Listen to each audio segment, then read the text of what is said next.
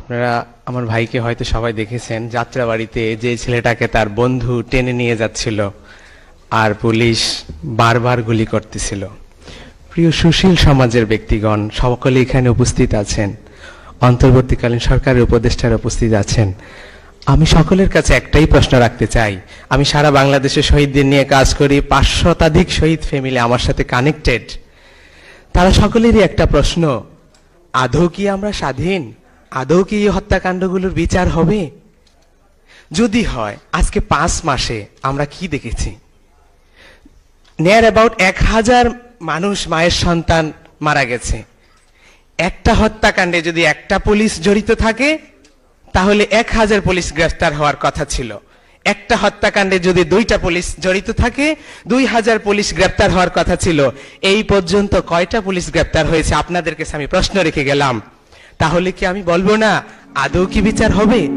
ছাত্রলীগের পোলাপাইনগুলো কি করেছে? হলগুলোতে থাকতে দেয়নি আমাদেরকে। মেসে গিয়ে থেকেছি, হলের আমরা ছাদে গিয়ে লুকাইছি, করিডোরে গিয়ে লুকাইছি।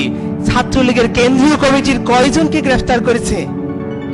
আপনাদের কাছে আমাদের প্রশ্ন, তাহলে এই যে বলে যে বিচার হবে, আমরা সেটার প্রগ্রেস কোথায় দেখতে পাচ্ছি?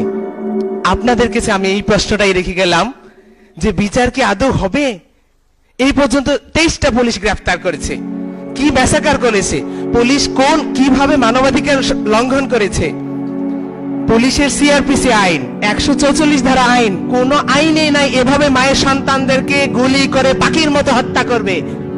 তারা যেভাবে পারছে বুকে গুলি চালিয়েছে, মাথায় গুলি চালিয়েছে, যে যেভাবে পারছে সেইভাবে গুলি চালিয়েছে।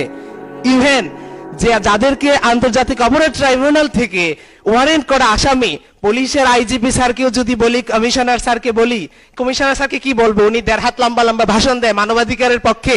ওনার আপন ভাতিজা যাত্রাবাড়ি জোনাল এডিশনাল এসপি ছিল, সে 2 শতাধিক মায়ের সন্তানকে খুন করেছে।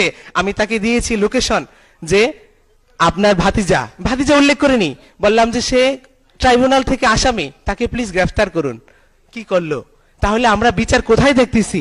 প্লিজ মাননীয় উপদেষ্টারা, সংস্কার কমিশনের যারা উপস্থিত আছেন, আপনাদের কাছে আমাদের একটাই কষ্ট, একটাই দাবি, চোখটা বন্ধ করে সেই মায়ের কথা চিন্তা করেন, যেই মা অন্যের বাড়িতে কাজ করে তার সন্তানকে এত বড় লালন পালন করেছে, দেশের জন্য ছেড়ে দিয়েছে, দেশকে স্বাধীন করার জন্য, ফেসিবাদ মুক্ত করার জন্য। সেই বাবার কথা একটু চিন্তা করেন, চোখটা বন্ধ করে, যে নাইট গার্ডের চাকরি করে, সিএনজি চালিয়ে, রিক্সা চালিয়ে তার সন্তানকে এত বড় করেছে, দেশের জন্য, দেশকে ফেসিবাদ মুক্ত করার জন্য ছেড়ে দিয়েছে, দেশকে স্বাধীন করার জন্য। ওদের সংস্কার হবে, নির্বাচন হবে, কিন্তু বিচারের দিকে আপনারা একটু মনোযোগ দেন, বিচারের কথা বলেন। এই পর্যন্ত এতগুলো উপদেষ্টা, এটাই দুঃখ লাগে, কেউই এই বিষয়ে কথা বলে না। 5 মাস হয়ে গেছে, শহীদের রক্তের দাগ এখনো শুকায়নি। আমরা কি বিচার দেখে যেতে পারবো? ট্রাইব্যুনালে যদি আমি তাজুল ইসলাম স্যারকে বলি, স্যার বলে আমাদের দায়িত্ব ওয়ারেন্ট ইস্যু করে দেওয়া, আমরা তো ওয়ারেন্ট ইস্যু করে দিচ্ছি।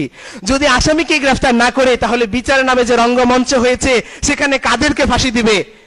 শেখের বেটি হাসিনাকে যদি 1000 বার ফাঁসি দেয়, তাও বাংলার মানুষের মন শান্তি হবে না। কিন্তু তার সাথে তার যে দোষররা ছিল তাদেরকে কখন ফাঁসি দিবেন? তাদেরকে যদি গ্রেফতারই না করেন, তাহলে এই নাটক রঙ্গমঞ্চ বিচার নামে কি আদৌ হবে? আপনাদের কাছে প্রশ্ন রেখে গেলাম। ধন্যবাদ। আসসালামু আলাইকুম।